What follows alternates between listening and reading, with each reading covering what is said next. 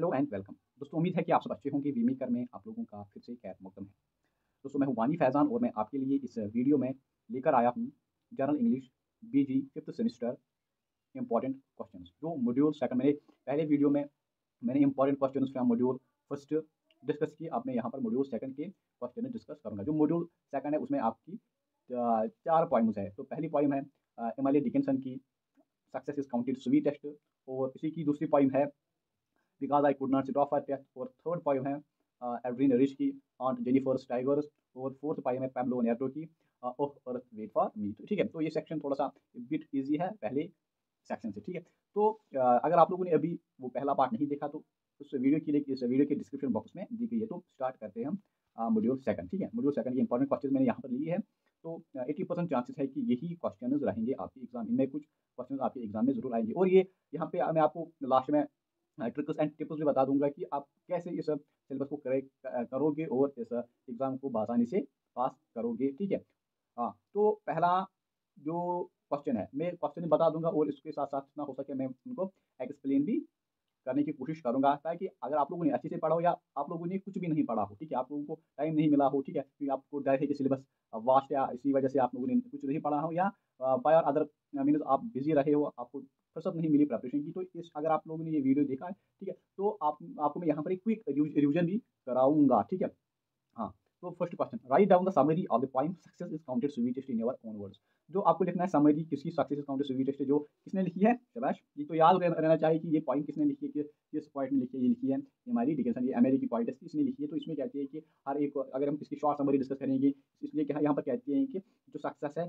वो उन्हीं को मतलब अच्छी लगती है जो हमेशा से नाकाम हुए हैं, और वही लोग इस सक्सेस की अच्छी मीनिंग और अप्रिशिएट करते हैं सक्सेस को, जिन्होंने जो हमेशा क्या रहे हैं, असफल रहे हैं, अनसक्सेसफुल रहे हैं, जो इस सक्सेस के लिए तरसते हैं। ठीक है, तो छोटी पाई में 30 सेकंड ये पाई है, तो आपको ये अच्छे से आनी चाहिए। तो question number 2, why Dickinson compares collecting of nectar with hard work. तो यहाँ पर डिकिंसन, एमिली डिकिंसन क्यों कंपेयर कर रही है, ठीक है, नेक्टर को, नेक्टर मीन्स अमृत, ठीक है, अमृत को कलेक्ट करना किससे कंपेयर करती है, हार्ड वर्क से। क्योंकि जो नेक्टर जमा करना, नेक्टर मीन्स कि फूलों का रस जमा करना, ये बहुत ही क्या मुश्किल काम है। इसी वजह से जो सक्सेस है ये इजीली नहीं मिलती। इसके इसके लिए क्या दिन रात एक करनी पड़ती है, मतलब आप इंसान को अपना अपना सब कुछ देना पड़ता है, तभी क्या सक्सेस मिलती है। ठीक है, सक्सेस तभी मिलती है जब इंसान क्या करता है, हार्ड वर्क करता है। तो collecting of nectar is in other words क्या है, सक्सेस। ठीक है, ठीक, तो जब आप हार्ड वर्क करोगे तो आपको सक्सेस मिलेगी ही। Question number third, how are the purple host in the poem success is counted as sweetest. जो पर्पल होस्ट कौन थे, किस पोएम में सक्सेस काउंटेड स्वीटेस्ट।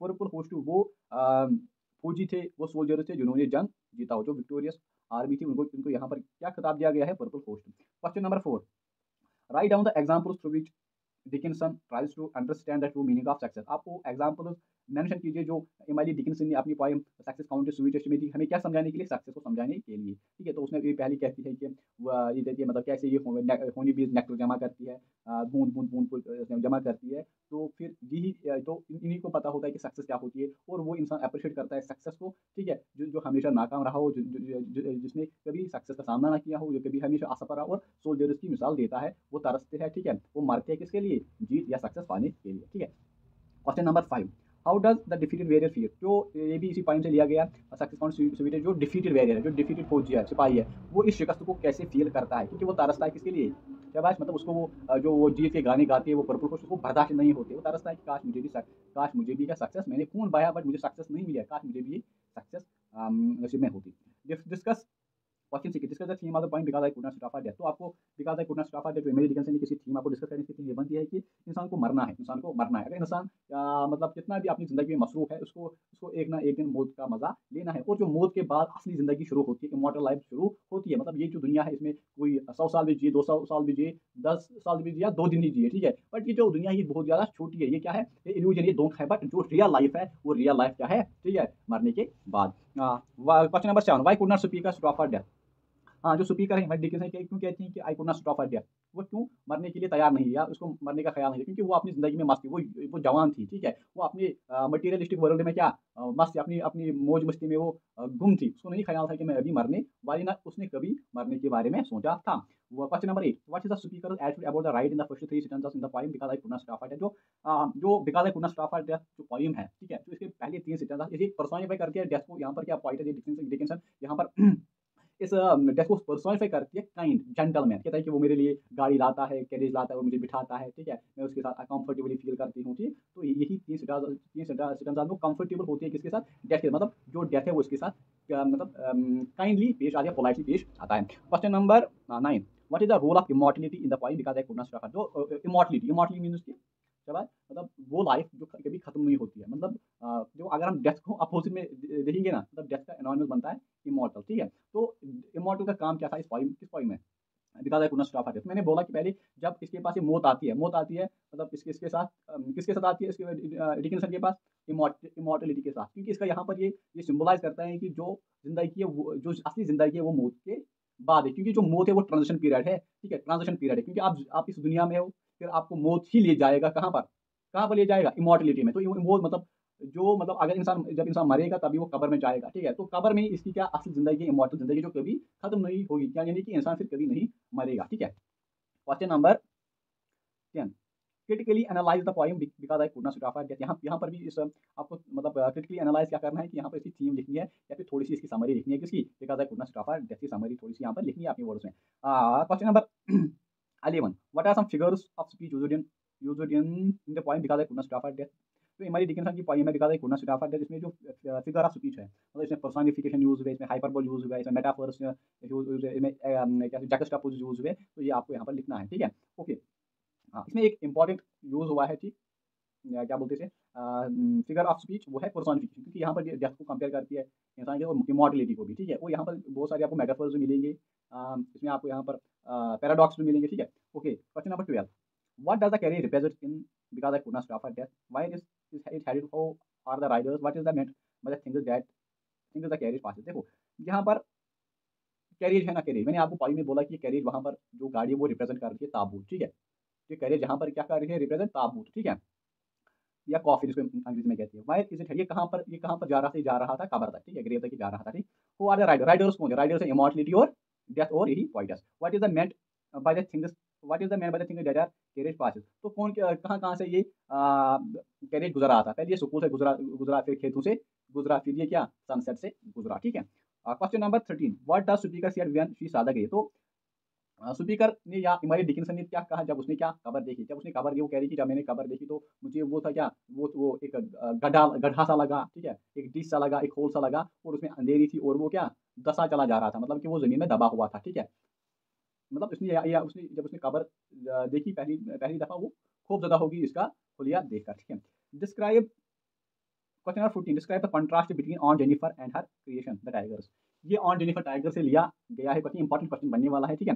जो आपको कंट्रास्ट, आपको कंपेरिजन करना है ऑन जेनिफर की लाइफ को किसके साथ, जो इसने टाइगर बनाए थे उस कपड़े पर, ठीक है, उस डिग्री में उनको इससे कंपेयर करना है। कहते हैं कि जो मेरी लाइफ है वो मुझसे ज्यादा लाइफ है, क्योंकि मैं इस मेल डोमिनेट सोसाइटी में कुछ नहीं कर रही, जो जो मेरे विशेष है, जो मेरे डिजायर है वो मैं पूरा नहीं कर रहा है, जो मेरी लाइफ है वो अनहैप्पी है, उसमें गम परेशानी है, ठीक है, क्योंकि जो मेरा हस्बैंड है उसको मेरा काम, मेरा उठना बैठना, मेरा उसको पसंद नहीं है, ठीक है, क्योंकि मैं कंपेयर हो रही हूँ, मैं फोर्स हो रही हूँ कुछ करने से, ठीक है, ना मैं कुछ अपना मर्जी का खाती हूँ, ना पहनती हूँ, ना कहीं जगह पे अपनी मर्जी से जाती हूँ। क्योंकि कंपेयर करती है कि जो टाइगर्स है, टाइगर्स टहलते टहलते हैं, वो जो चाहते हैं वो करते हैं, वो किसी से डरते नहीं है, ठीक है, वो जो भी उनका मन होता है वो करते हैं, ठीक। Question number How the tigers are described in the poem on Jennifer Tigers। जो on Jennifer टाइगर्स पोएम है उसमें ऑन जेनिफर जो टाइगर्स बनाए सीख रहे हैं वो कैसे थे, वो कैसे, क्योंकि वो कहते हैं कि वो इतने येलो थे, जैसे टोपास होता था, वो चहकते थे, वो ट्री पर थे, और उनका जो बैकग्राउंड था, मतलब कि वो disease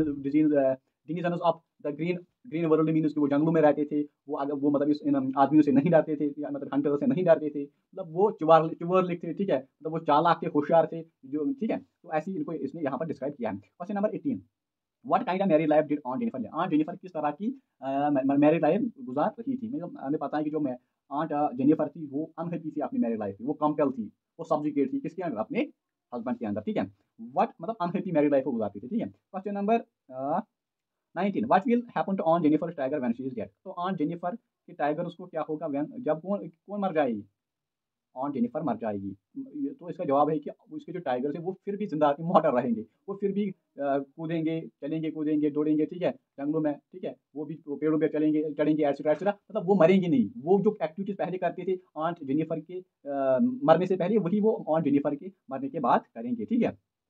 what lies heavily on Jennifer hand, on Jennifer के हैंड में क्या रहेगा, वो रिंग रहेगी, वो बैंड आर्म बैंड रहेगा, ठीक है। वो आर्म बैंड क्या सिंबलाइज करता है, वो सिंबलाइज करता है कि जो जो वुमेन की जो क्या होती है मैरिड लाइफ है, वो कितनी क्या फोर्सफुल होती है, वहां पर इस वुमेन को क्या क्या झेलना पड़ता है, ठीक है। Question number 21, why did Aunt Jennifer choose to embroider tigers on the panel, कि ऑन जेनिफर ने इस पैनल पे स्क्रीन पर क्या टाइगर ही क्यों बनाई, क्योंकि वो क्या जो उसके ख्वाब थे, वो कहती है कि मेरी लाइफ टाइगर्स की तरह होनी चाहिए, क्योंकि जो टाइगर टाइगर वो फुर्तीले है, वो किसी से डरते नहीं है, क्योंकि कहती हैं कि काश मैं भी टाइगर्स की तरह होना चाहती हूँ, रहना चाहती हूँ, इसीलिए इसने इस पैनल पर क्या क्या बनाए, टाइगर्स बनाए। शाबाश।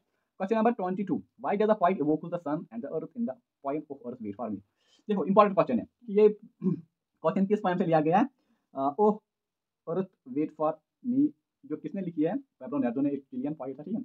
ओके, तो यहाँ पर इसने इवोक, ये क्यों ही क्यों सन और अर्थ से अपनी विश का जाहिर करता है, आउजारी करता है, बिकॉज मैंने बोला कि जो सन है वो क्या है, वो अल्टीमेट पावर है, क्योंकि कहते हैं कि जो भी एनर्जी दुनिया में है वो किसके बदौलत है, वो सन की बदौलत है, और जो कोई कोई चीज़ भी हमारे पास है, या फिर वो सन की वजह से, सन की एनर्जी की वजह से, या फिर वो अर्थ की फर्टिलिटी की वजह से है, क्योंकि हम सारी दुनिया में आप जितनी भी चीज़ें आप अटेन करती हो, या फिर वो सन की वजह से हो, ठीक है, मतलब कि आप आपको फोटोसिंथेसिस पढ़ी होगी, तो फोटोसिंथेसिस कैसे होती है, फिर फोटोसिंथेसिस जब होती है प्लांट्स में, तो उनको मिनरल्स और वाटर की जरूरत पड़ती है, तो वो कहाँ से आते हैं, वो आते हैं अर्थ से आते हैं, मतलब कि जो लाइफ है, जो लाइफ प्रोसेस वो स्टार्ट होती है फोटोसिंथेसिस से, अगर ये फोटोसिंथेसिस नहीं होती तो हम नहीं होते, लिविंग बींग्स नहीं होते, ठीक है। तो इसलिए कहते हैं कि जो अर्थ एंड सन है, क्योंकि वो पावर, मतलब ये दुनिया की मतलब पावरफुल मतलब चीजें हैं, ठीक है, पावरफुल क्रिएशंस है, तो इसी वजह से ये इनको इवोक कर रहा है, अपनी अपनी मुरादे का इनसे जाहिर कर रहा है, ठीक है। Question number 23, what does the point wishes in the poem of earth wait form, क्या कौन सी भी जाहिर कर रहा है पेब्लो ने, तो इस पाइम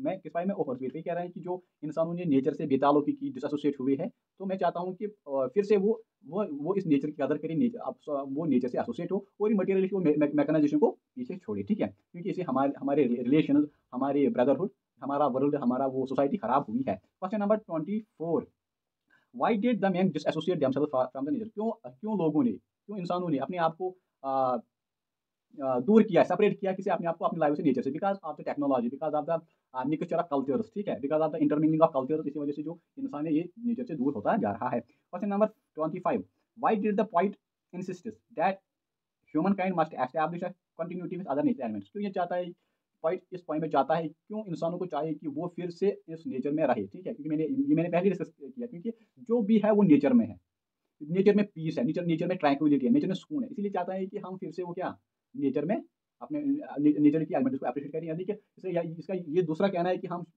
हमें नहीं चाहिए कि हम पोल्यूशन करें, different different pollution, air pollution, water pollution, या forest degradation, soil degradation, deforestation, तो ये सारी चीज़ें नहीं होनी चाहिए, क्योंकि जो अगर नेचर पूरी तरह खत्म हुआ तो हमारा नेबो निशान भी खत्म हो जाएगा, ठीक है। Question number 26, what does point aspires weather he is dead और अलाइव।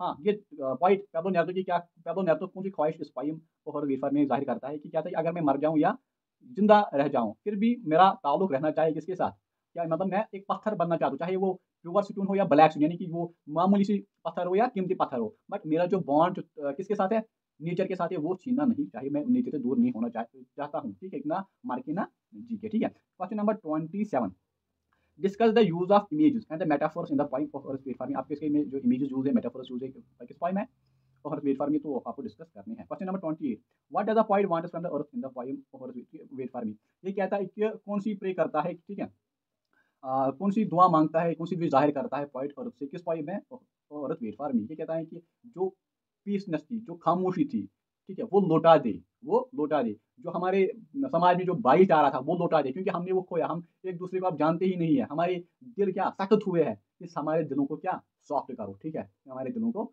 सॉफ्ट करो, ठीक है, हमें वो सुकून दे दो जो पुराने जमाने में था। क्वेश्चन नंबर, या और हमें वो अपनी गिफ्ट्स, प्योर गिफ्ट्स दे दो जो आप हमें दे रही थी। Question number 29, write the name of plants which are mentioned in the poem of earth wait for me, हाँ, इस आपको वो प्लांट्स यहाँ पर बयान करने हैं, ठीक है, जो पेब्लो नेरुतो ने इस पोएम में मेंशन किया है, कौन कौन से, एक है लार्ज और दूसरा है एरोकेरिया, ठीक है। Question number 13, discuss briefly the theme of the poem, आपको इसकी थीम डिस्कस करनी है इस पोएम की और वेट फॉर्मेशन, ये है कि हमें मतलब नेचर से एसोसिएशन रखनी चाहिए, और हमें नेचर को डिग्रेडेशन नहीं करना चाहिए, ठीक है, नेचर को मतलब पोल्यूशन हमें फैलाना नहीं चाहिए एस्पेक्ट। तो मैं आपको यहाँ पर एक ट्रिक बताने वाला हूँ, अगर आपके इस पूरे इंग्लिश में कितने चैप्टर्स है, शाबाश, अगर आपके पूरे इंग्लिश में है 7 चैप्टर्स, ठीक है, तो आप 7 मत पढ़ो बराबर, ठीक है, पहले मॉड्यूल में अगर आपके चार चार है, ठीक। तो पहला जो चैप्टर है वो इम्पोर्टेंट है, वो आपको स्किप नहीं करना है। फिर चाहे उन 3 पॉइंट्स में आप 1 पॉइंट स्किप करो, 1 पॉइंट स्किप करो, उसके बाद समरी ऊपर-ऊपर से पढ़ो, ज़्यादा डीप जाने की ज़रूरत नहीं है, ठीक है? वही आप अप्लाई करो किसमें? इसमें अगर इसमें 4 पॉइंट में से आप 2 अच्छे से पढ़ो, 2 का बस समरी पढ़ो उसकी, ठीक है? ज़्यादा मतलब ज़्यादा मतलब डीप होने की ज़रूरत नहीं है, क्योंकि आपके यहाँ पर क्या ओनली 30 में से मार्क्स है, 12 आपके पास मार्क्स है, तो आप अगर आप लोगों ने ऐसा किया है, मतलब मैं उन स्टूडेंट्स को ये सजेशन देता हूँ जिन्होंने कुछ नहीं पढ़ा है, ठीक है? या अभी भी वो प्रिपेयर कर रहे हैं, तो ऐसा ही करो आप 20 मार्क्स तक मतलब मेरी गारंटी से उठा सकते हो। अगर आपने बस 7 में से 4 चैप्टर्स अच्छे से पढ़े हो, अच्छे से, ठीक है? और बाकी जो है होता है कि आप थोड़ा-थोड़ा समरी में अगर आप मेरी वीडियो देखो तो वहाँ पर मैंने मतलब ईज़िली मैंने वहाँ पर एक्सप्लेन किया था। अगर फिर भी आपको कोई क्वेरी हो, क्वेश्चन हो, आप मेरे इंस्टा पे मुझे फॉलो कर सकते हो, वहाँ पर आप नोट्स भी अवेल कर सकते हो, ठीक है? तो मेरी इंस्टा आईडी है WENIFEI FSN 666। दोस्तों उम्मीद है कि आपको ये वीडियो अच्छा लगा होगा। तो अच्छा लगे तो वीडियो को लाइक करो, चैनल को सब्सक्राइब करो और अपने दोस्तों के साथ ये वीडियो शेयर करो। मिलते हैं दोस्तों हम नए वीडियो में, तब तक के लिए